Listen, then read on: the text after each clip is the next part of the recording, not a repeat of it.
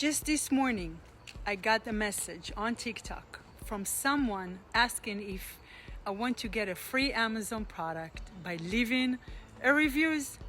They wanted me to reply yes. And honestly, this is exactly why I don't do MLM.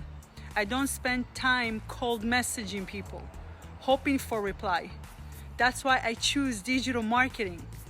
My business runs on its own, and I don't have to waste hours reaching out to random people.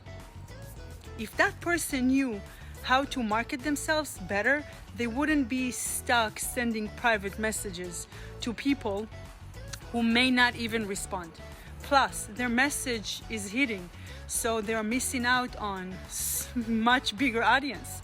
If you want to learn how to automate your business and let it works for you without cold messaging, type "I'm ready" in the comments and I'll share the details with you.